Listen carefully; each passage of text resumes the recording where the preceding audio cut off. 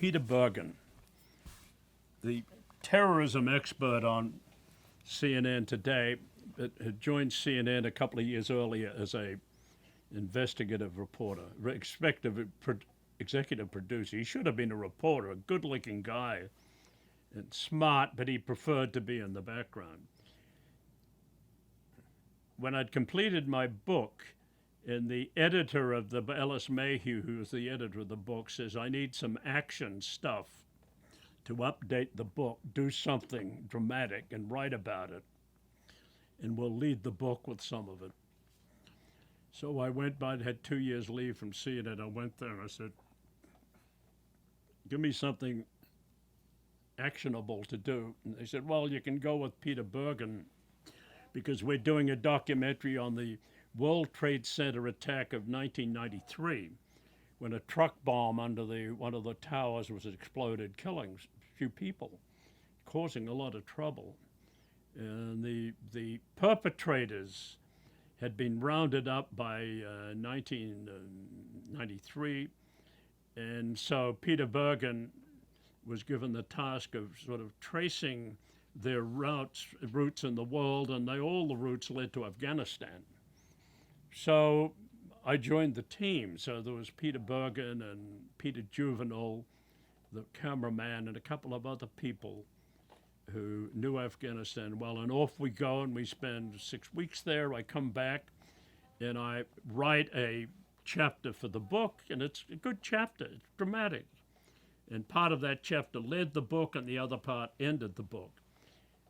So in the meantime, Peter Bergen and his team put together a documentary, which basically the title was, Terrorism Country Number One, or words to that effect. And in that, it was a dramatic visit because we interviewed all the leading players, the Islamic fundamentalists, the Kurdish leaders, they what fantastic journey, and it was dangerous as hell. But Bergen had all these wonderful connections. So when we went driving, but there was one guy that wasn't there and was never mentioned in the story. It was Osama Bin Laden. The reason was that at that point he was in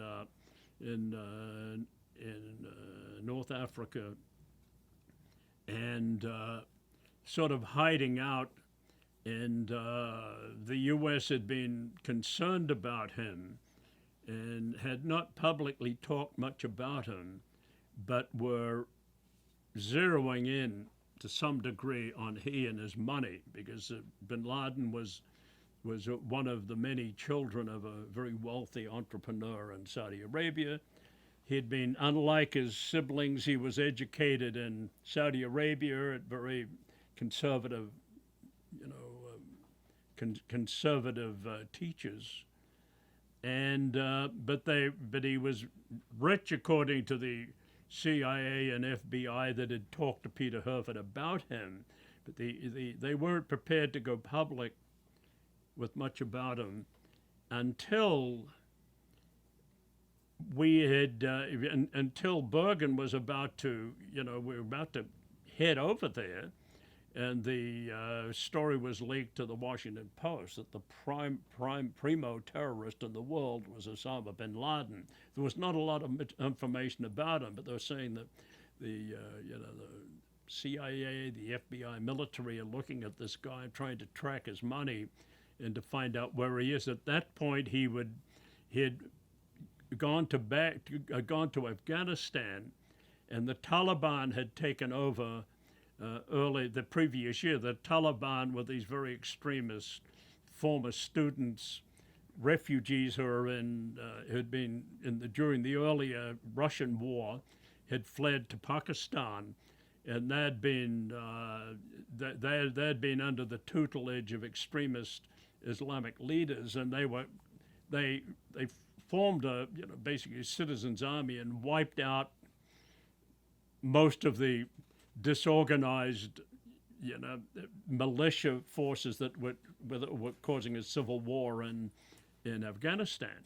So in that environment, Saddam was welcome, and he had the money to throw around, and his philosophy, very much anti-America, anti-Western cultural influences. I mean, his insistence on a return to an earlier version of Iran, his willingness to take violent action against what they saw critics and those opposed to Islam fitted right in with their philosophy.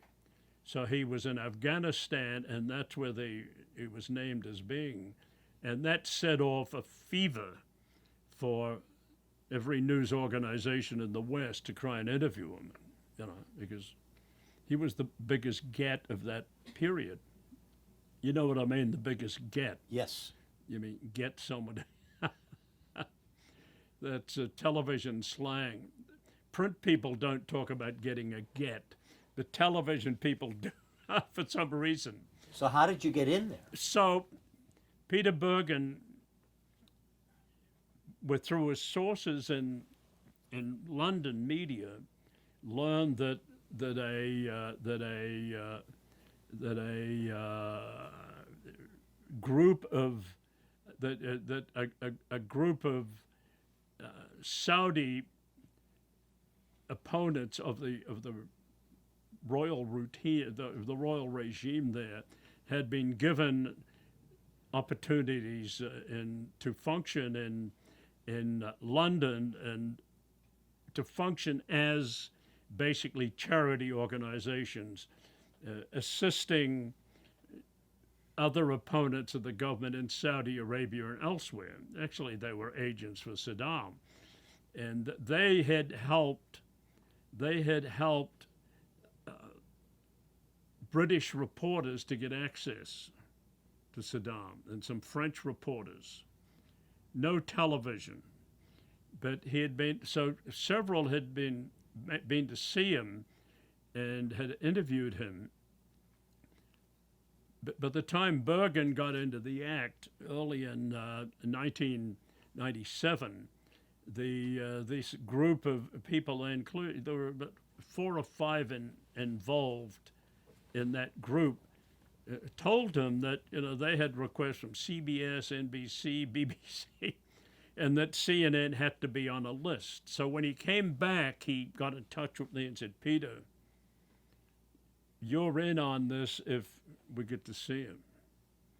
But you'll be our whole card because they all know of you. And they all know CNN. They all know of you. So the combination of CNN and you, the man who has interviewed Saddam Hussein and the man who was believed to be an Arab lover by so many Arab people. It's funny, the people I do stories about think I love them. Well, some of them I do, particularly some of the movie stars and more attractive female politicians, but that's a joke, a little joke.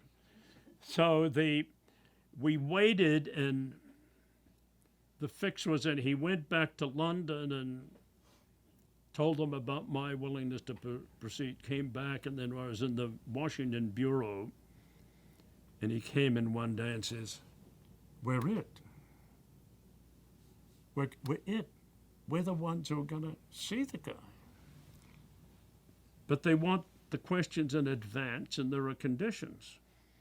So we said, we have to go to London in a week. And he briefed me on the different Alawi and others that were involved in living in a suburb, a London suburb near Kensington. He said, we're going to go and spend a day or two with them for the fun. We have to convince them of our honorable intentions. And if we get the go-ahead, we got to be prepared to go in. Now, they're willing to send 3 people, and they'll insist we have 2 guides. And the 3 people are this Peter Juvenal, a British wonderful man who spent the best-known cameraman of the earlier war between the Soviets and Russia. He was in there 50 times, took incredible risks. But he was living in Baghdad and living in Afghanistan, in Kabul, and he had been in our first trip, so he had signed on to this. So we flew to London and met with these people, and this is a meeting that Bergen never mentioned in any of his books, because it did incriminate these people in the sense of linking them directly to Saddam. So we went there and spent an afternoon and went back the next day. And they're all bearded, and they lived in 2 or 3 houses adjoining each other in a regular little community. Now, there were quite a few foreigners living there, but there were Britishers and others, and it was the most innocent-looking area, the gardens in the front. So you'd go in, and then they'd have the propaganda leaflets, but then the serious talks in the back rooms, and they'd say, okay, you guys, this is a very sensitive man. We want his message out, but you have to understand that you're all foreigners, and he doesn't trust any of you. We don't trust any of you. So we're all along the way, we'll be trying to watch you and see what your intentions really are. They laid it on us. And we'll have these 2 guides. And I was thinking, this is great, because, we can outmaneuver any of these people. I didn't feel we'd have any problem convincing them of our honesty, because I'm as dishonest as they come when it comes to getting a story, so I can be a very dishonest, honest guy. But no, I'm sort of bragging, but I figured we're in, because if that's what they're looking for, we can offer that. We would CNN and facts, international coverage, and we prepared a list of 32 questions, which we sat down for a couple of days, and the 3 of us wrote these questions that we wanted, all about significant questions. And we were told, well, he'll select questions to answer, but no follow-up questions. And we'd realized that Peter had talked to British journalists, and Saddam didn't allow conversations, didn't know, no follow-ups in official meeting. So we were in. So they were told us, 3 days from then, we should get on a particular fly to Islamabad. And either on that flight or at another flight, there'd be 2 aides whom we met there. One of them turned out to be one of Al Qaeda's training camp commandants, a husky guy with red hair, and Ali. They were all called Ali, but he was one of them, and another one who was sort of more organizer of general logistics. And off we fly to Islamabad. We get off the plane and go to a hotel, and they arrive there. So we meet, and they say they've arranged for us to rent a car 2 days hence. So we took the opportunity to visit a few mosques and go around. Then we're in this vehicle, and off we go to Peshawar, which is the border city, and spend a couple of days there while they say, look, we've got to make contacts. We've got to get you through the border. It's troublesome. It's a guarded border. You don't have visas, but we'll try to do our best. And I thought, some things, we can't organize in advance. We're suddenly reliant totally on these guys. So 2 or 3 days later, they come and say, we leave in the morning. And we had sort of a van with our equipment, and off we go, and winding over the Khyber Pass. Fantastic. Have you been in Afghanistan? Fantastic drive. And we get to the border point, was it Tokrat, that name? And the Pakistanis clear us through. They don't ask many questions, but not many foreigners were going to Afghanistan. There was a big sign, no foreigners allowed in English at the border. No foreigners allowed in faded red letters. So we get to the Afghan side, right through. So the security people, they're just indifferent. That got the word, right? Right through. And we go to Jalalabad, to the government hotel there, the only hotel really that foreigners go to, and get rooms. And these two guides say, "Well, you got to wait now. We've got to make contact, and now this is going to take time." So 1 day, 2 days, third day, a young Arab man, smartly dressed, with a trim beard, fluent English speaking. He's an aide to Bin Laden. He sits down and says, "Okay, you guys, we may allow you to visit our leader. I want to talk to you about your intentions. Why are you here? We've got your list of questions. He'll answer maybe 2/3 of them. No follow-up. But I assure you won't be able to take anything with you." And he finally agreed to allow us to take lights. He said, "But we have the video equipment." And I'm thinking, oh, God, it's going to be a mess. We'll take some pictures. Oh, and I thought, but what do? We're at their mercy. We had all this great equipment. But he said, "I'll have to let you know, but I think CNN's a great organization. We're the ones we decided upon, and we're happy you're here, but you have to just wait." So we waited 3 more days.